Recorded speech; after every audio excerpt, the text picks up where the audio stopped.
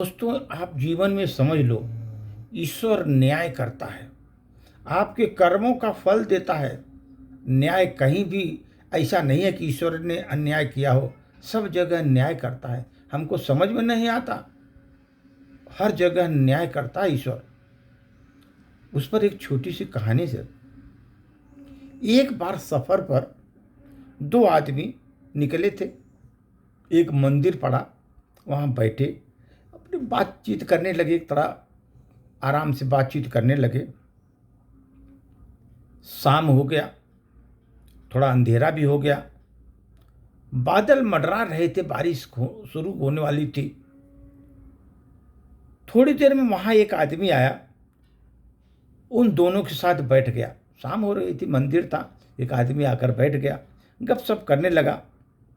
कुछ देर बाद तीसरा आदमी बोला, बहुत भूख लगी है मुझे। और उन दोनों को भी भूख लगी थी बहुत। तो पहला जो आदमी आया था बोला, हमारे पास 3 रोटी है। दूसरा बोला, मेरे पास 5 रोटी है, तीनों मिलकर बांट खा लेते हैं। अब सवाल ये उठा कि 8 रोटी 3 आदमियों में कैसे बांट पाएंगे। तो उस आदमी ने एक राय दिया कि तुम एक काम करो, हर रोटी के 3 टुकड़े करते रहो, इसलिए 24 टुकड़े हो जाएंगे, और 8-8 टुकड़े बांट करके खाओ आराम से। तीनों ने उसकी बात सही लगी। उस 8 रोटी के 24 टुकड़े किए। 8-8 रोटी के टुकड़े खाकर भूख शांत किया लोगों ने। फिर बारिश के कारण मंदिर में ही वो सो गए बंदे। सुबह उठने पर तीसरे आदमी ने उसके उपकार के लिए बहुत उपकार किया, दोनों को धन्यवाद दिया और प्रेम से 8 रोटी के टुकड़े के बदले दोनों को 8 सोने की गिन्नी देकर चला गया।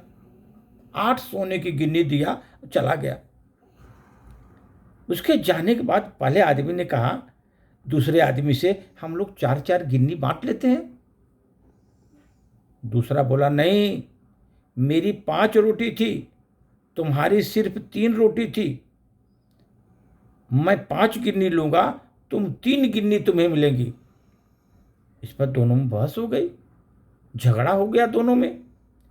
इसके बाद दोनों सलाह के और न्याय के लिए मंदिर के पुजारी वहाँ बैठे थे, उनके पास गया, अपनी समस्या बताई और बताया आप न्याय करो।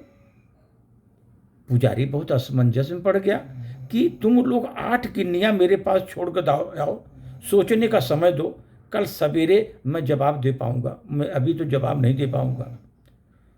पुजारी को वैसे दूसरे आदमी को 3-5 वाली ठीक ही लग रही थी, फिर भी वो सोचते सोचते गहरी नींद में सो गया। उसने सपने में भगवान प्रकट हुए पुजारी के।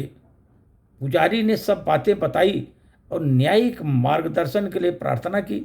बोला, मेरे विचार से 3-5 का बंटवारा उचित है महाराज। भगवान मुस्कुराए, बोले, नहीं, पहले आदमी को 1 गिन्नी और दूसरे को 7 गिन्नी मिलनी चाहिए। पहले वाले को 1 गिन्नी और दूसरे वाले को 7 गिन्नी मिलना चाहिए। भगवान की बात सुनकर के पुजारी अचंभित हो गया, पूछा, ऐसा कैसे प्रभु? भगवान ने मुस्कुराए, बोले, इसमें कोई शंका नहीं है। पहले आदमी ने अपनी 3 रोटी के 9 टुकड़े किए थे। 3 रोटी के 9 टुकड़े किए थे, परंतु उनमें 9 टुकड़े में उसने 1 बांटा, 8 टुकड़ा खुद खा गया। 9 बांटा, 9 में 8 खुद खा गया, 1 ही टुकड़ा बांटा। उसका त्याग 1 रोटी के टुकड़े का था, इसलिए वो सिर्फ 1 गिन्नी का हकदार है वो। दूसरे आदमी ने 5 रोटियों के 15 टुकड़े किए, जिसमें 8 टुकड़े स्वयं खाए और 7 टुकड़े दूसरों को बांटे थे, इसलिए न्याय के अनुसार 7 गिन्नी का हकदार है वो दूसरा आदमी। यही मेरा गणित है। भगवान बोले, यही मेरा गणित है, यही मेरा न्याय है। ईश्वर का न्याय का सटीक विश्लेषण सुनकर पुजारी भगवान के चरणों में गिर पड़ा, नतमस्तक हो गया। दोस्तों, ये कहानी का सारांश यही है कि हमारी वस्तु स्थिति भी देखने समझने का दृष्टिकोण और ईश्वर का दृष्टिकोण एकदम भिन्न है। हम क्या सोचते हैं, ईश्वर किस तरह सोचते हैं, दोनों का भिन्न है। हम ईश्वरीय न्याय लीला को जानने समझने में सर्वथा अज्ञानी हैं।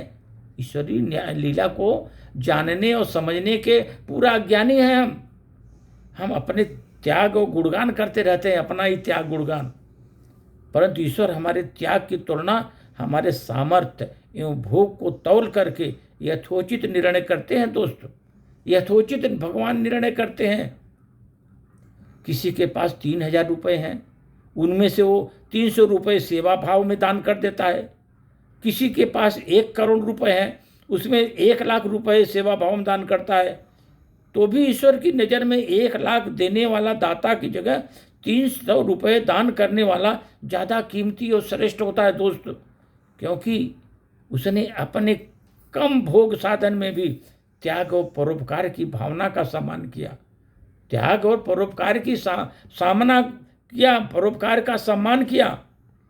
1 लाख रुपए वाला दान दाता भी जरूर अच्छा कहा जाएगा, क्योंकि उसमें सेवा भाव त्याग की भावना विद्यमान है। परंतु श्रेष्ठत्व की तुलना में कमजोर का त्याग ईश्वर की नज़र में भी सर्वश्रेष्ठ कहलाता है। ये महत्वपूर्ण नहीं कि हम कितने धन संपन्न हैं, महत्वपूर्ण नहीं है। महत्वपूर्ण यह है कि हमारा सेवा भाव कार्य के कितना त्याग है, उस सेवा भाव में मेरा त्याग कितना है। दोस्तों ये ध्यान रखो, प्रभु न तो दंड देते हैं न माफ करते हैं, न दंड देते हैं न माफ करते हैं। वो तो कर्म फल तराजू है उनका, बस इंसाफ करते हैं। कर्म फल का तराजू उनके पास है, केवल इंसाफ करते हैं भगवान। सुख दुख का बटन हमारे हाथ में है।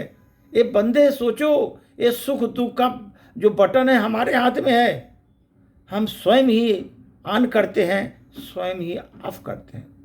ये सुख दुख के बटन जो है ना हमारे हाथ में है। खुद को मैं ऑन ऑफ करता हूँ, सुख चाहिए सुख, दुख कहे तो दुख, वो जब बटन दबाता हूँ उसी तरह हमको दुख सुख आता है। भगवान सुख दुख नहीं देता है। सुख दुख का बटन मानव के हाथ में है बंदे, ये ध्यान रखो। इसलिए अच्छी चीज़ें करो, भगवान पर भरोसा करो। और जब आप भगवान के प्रति समर्पण भाव रखोगे, सही दिशा में आपको मार्गदर्शन उनका मिलेगा। धन्यवाद।